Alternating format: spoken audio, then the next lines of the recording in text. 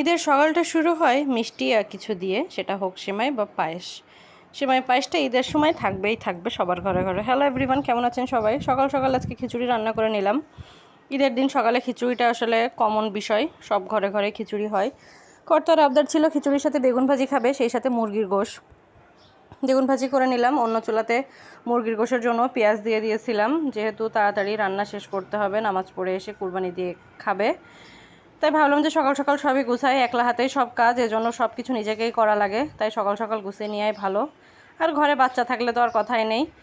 মুরগিতে আমি আসলে কাঁচা পেঁয়াজটাই ব্যবহার করি, কে কেমন করে জানি না, সবাই আমাকে কমেন্টসে জানাবেন কাঁচা দেন না বাটা দেন। অনেকেই আছে বাটা পেঁয়াজ ব্যবহার করে, কিন্তু আমার আসলে বাটা পেঁয়াজটা ভালো লাগে না, সেজন্য আমি কাঁচা পেঁয়াজটাই সবসময় সব কিছুতেই ব্যবহার করি বেশি। তো এই যে মুরগির গোশ হালকা লাল করে নিয়ে, পেঁয়াজটা লাল হলে আমি মুরগির গোশটা দিয়ে দিব। মুরগির গোশটা দিয়ে একটু হালকা নাড়াচাড়া করব, নাড়াচাড়া করে ওর সাথে সব মশলা দিয়ে কষানোর পানি দিয়ে দিব। আজকে মুরগিটা একটু অন্যরকমভাবে রান্না করব। সাধারণত সবাই রোস্ট বা মুরগির ঝাল করে, কিন্তু আজকে একটু মনে হলো যে অন্য স্টাইলে মুরগিটা রান্না করি।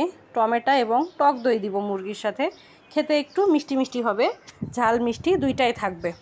রোস্ট মানে তো শুধুই মিষ্টি, আর ঝাল মুরগি করলে তো শুধুই ঝাল। তো এই সব মশলা ভালোভাবে দিয়ে পানি দিয়ে এবার একটুখানি কষাবো। পানিটা খুব বেশি দিব না, যেহেতু এগুলা সোনালি মুরগি, এজন্য একটু অল্প পানি দিয়ে ঢাকা দিলেই খুব দ্রুতই সিদ্ধ হয়ে যায়। তারপরে চলে আসলাম ঘর গোছাতে। আমার ঘরের তো বেকায়দা অবস্থা, সকাল 7টা বাজে কিন্তু আমার কন্যার এখনও ঘুম ভাঙে নাই।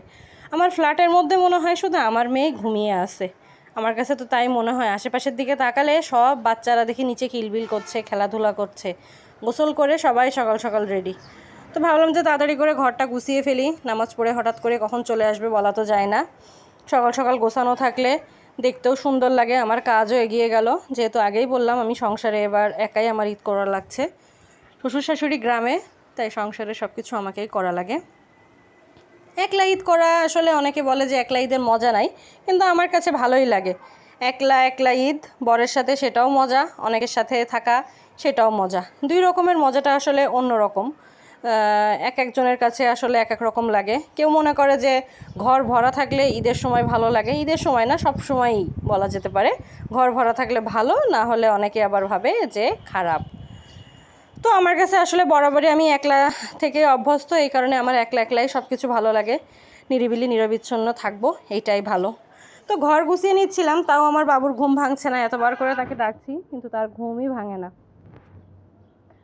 ভাবলাম রুমটা তাড়াতাড়ি গুছিয়ে নিই, এর ভেতরে মুরগির গোশটাও সিদ্ধ হচ্ছিল, যেহেতু গরুর গোশটা আসতে দেরি হবে, তাই ভাবলাম যে সকাল সকাল যে যতটুকু সম্ভব ততটুকু কমপ্লিট করে রাখি। তো এ দেখেন মুরগির গোশটা আমার কষানো হয়ে গেছে, কষানোর প্রায় তেলও উঠে আসছে। তেল যখন উপরে উঠে আসবে, এর ভেতরে আমি টমেটো এবং টক দই, মিষ্টি দই যার যেরকম ভালো লাগে দিতে পারেন। আমার এখানে দইটা ছিল টক মিষ্টি। আমি টমেটো দিয়েছিলাম 2টা, যেহেতু আমার টমেটোর সাইজ ছিল ছোট, একটা মুরগির জন্য আমি 2টা টমেটো দিয়েছিলাম, এবং টক দই দিয়েছি আমি 3 চামচ মতো, টেবিল চামচের 3 চামচ মতো। এখন আপনাদের যদি এখানে বড় মুরগি থাকে বা 2টা মুরগি রান্না করেন, সেক্ষেত্রে আপনারা আপনাদের পরিমাণ মতো আপনারা টক দই বা মিষ্টি দই যেটাই যে চান না কেন দিতে পারেন। খুব বেশি একটা পানি আমি এখানে দিব না, জাস্ট টক দইয়ের বাটিটা ধুয়ে আমি একটু অল্প সামান্য পানি দিব, যেহেতু এটা একটু ভোনা টাইপের গোশ হবে, ঝোল গোশ না, একটু ভোনা টাইপের, মাখো মাখো থাকবে সব কিছুই। জাস্ট টমেটোটা সিদ্ধ হওয়ার জন্য এবং দইটা যাতে ভালোভাবে মিশে যায় মুরগির সাথে, সেটার জন্য আমি সামান্য এখানে পানি দিব। ভালোভাবে নেড়েচেড়ে নিতে হবে যাতে সব গোশটার সাথে টমেটো ভালো করে মিশে যায়। তো সারাদিনের কর্মব্যস্ততা তো চললই, মাঝে অনেক ভিডিওটাই আসলে করা হয়নি, কারণ নানান ব্যস্ততার ভিতরে গেছে। গোশ আসছে, গোশ ভাগ করা, বিলানো, সব কিছুই একা একা করা লাগলো, এই জন্য অনেক কিছুই আর আপনাদের সাথে শেয়ার করতে পারি নাই। রাত্রেবেলা হঠাৎ করে মনে হলো যে একটুখানি পোলাও রান্না করি, বা আমার বাবুও পোলাও পছন্দ করে, আমারও পোলাও ভালো লাগে, তাই দুজনের জন্য অল্প করে সামান্য চাল দিয়ে একটু পোলাও রান্না করে নিব। পোলাওতে শুধু আদা বাটাটাই ব্যবহার করলাম একটু হালকা ঝরঝরা হওয়ার জন্য। অনেকে দেখা যাচ্ছে অনেক বিভিন্ন রকম মশলা দেয়, তো আমি অত বেশি মশলা দিব না।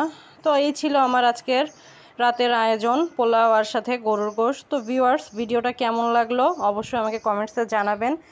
সকলের সাপোর্ট আশা করছি, সকলে আমার পাশে থাকবেন। অসংখ্য ধন্যবাদ সবাইকে।